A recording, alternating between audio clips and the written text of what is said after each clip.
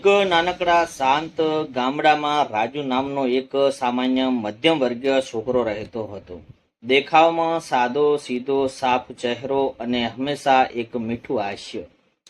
રાજુ તેના પિતા સાથે ગામમાં જ નાની કરિયાણાની દુકાન ચલાવતો હતો અને સાથે કોલેજના અભ્યાસ કરતો હતો અને બહુ સીમિત હતો અને તેનું કુટુંબ થોડોક મિત્રો અને તેના સુંદર ગામ. એક ચોમાસાની સુહામણી સાંજે રાજુને આ સીધી અને સાદી દુનિયા બદલાઈ ગઈ. ધોધમાર વરસાદ પડી રહ્યો હતો અને રાજુ પોતાની દુકાન બંધ કરવાની તૈયારીમાં હતો. ત્યાં જ એક છોકરી વરસાદથી બચવા દોડતી દોડતી તેની દુકાનના છાપરા નીચે આવીને ઊભી રહી.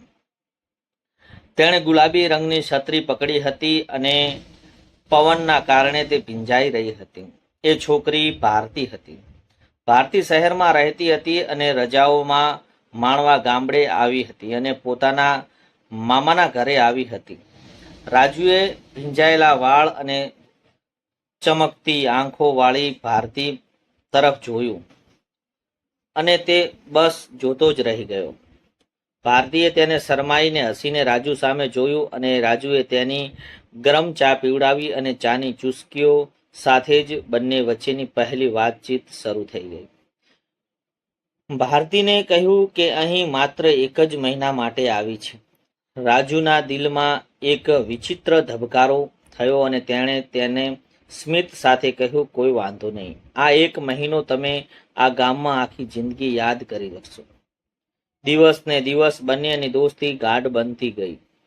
રાજુ અને ભારતી દરરોજ સાંજે નદી કિનારે અથવા ગામના જૂના વડલા નીચે મળતા. રાજુ ભારતીને આખા ગામમાં સુંદર સ્થળો બતાવતો, ખેતરોની લીલોતરી અને સૂર્યાસ્તનો અદ્ભુત નજારો બતાવતો. શહેરની ભાગદોડવાળી જિંદગી અને તેની બનેલી ભારતી સાથેની જૂની વિતાવેલી ક્ષણો અને જાદુઈ બની ગઈ હતી. જે દોસ્તીની શરૂઆત થઈ હતી તે ધીમે ધીમે પ્રેમમાં બદલાઈ ગઈ હતી. રાજુ જાણતો હતો કે તેણે ભારતીના પ્રેમમાં પડી ગયો છે, પણ ગામડાનો સાદો છોકરો હતો કારણ કે તેને પોતાની લાગણી વ્યક્ત કરતા ડર લાગતો હતો. બીજી તરફ ભારતી દિલમાં પણ એક રાજુની સાદગી અને કાળજી લેવાની ટેવ ખાસ બની ગઈ હતી. જોતમાં એક મહિનો પૂરો થઈ ગયો અને ભારતી શહેર પાસા જવાના દિવસો આવી ગયા અને જવાની આગલી સાંજે બંને નદી કિનારે બેઠા હતા અને આકાશ સંધ્યાના લાલ રંગ પથરાયેલો હતો અને બંને વચ્ચે એક ઊંડું મૌન હતું. છેવટે ભારતીએ મૌન તોડ્યું અને આંખોમાંથી આંસુ પડ્યા અને રાજુને, કાલે સવારે હું જતી રહીશ. શું તને આ માત્ર એક દોસ્ત જ માને છે? શું તારે દિલની મારામાં કશું છે જ નહીં? અને રાજુએ પોતાને રોકી ન શક્યો. તેણે ભારતીનો હાથ પકડ્યો અને કહ્યું કે હું તને ખૂબ જ પ્રેમ કરું છું ભારતી, પણ હું તને પણ શહેરની ભણેલી છોકરી છે અને હું એક ગામડાનો સાદો છોકરો, એટલે ડરતો હતો. ભારતીએ રાજુના ખભા પર હાથ મૂકી અને કહ્યું કે પ્રેમમાં ઘર કે બહાર કે શહેર જોવાનું આવતું નથી, માત્ર દિલ જોવાય છે. બીજા દિવસે ભારતી શહેર જતી રહી અને રાજુ માટે આખું ગામ સાવ સૂનું થઈ ગયું. બંને રોજ ફોન પર વાતો કરતા, પણ દૂર રહેવાને આમ પ્રેમ સરળ નહોતો. ભારતીના ઘરના લોકો તેના માટે લગ્નની મૂર્તિઓ શોધતા હતા. ભારતીએ પોતાના પરિવારને રાજુ વિશે જણાવ્યું અને પણ તેના પિતાએ ચોખ્ખી ના પાડી દીધી. એક સામાન્ય દુકાનદાર અને પોતાની દીકરીને પરણવા તૈયાર થાય નહોતું. ભારતી પર લગ્નનું દબાણ વધવા લાગ્યું. જ્યારે રાજુને આ વાતની ખબર પડી ત્યારે તે ભાગી પડ્યો હતો અને બદલે તેણે હિંમત રાખી અને તેણે પોતાના જાતને ભારતીના પ્રેમ માટે યોગ્ય બનાવવાનો નિર્ણય કર્યો.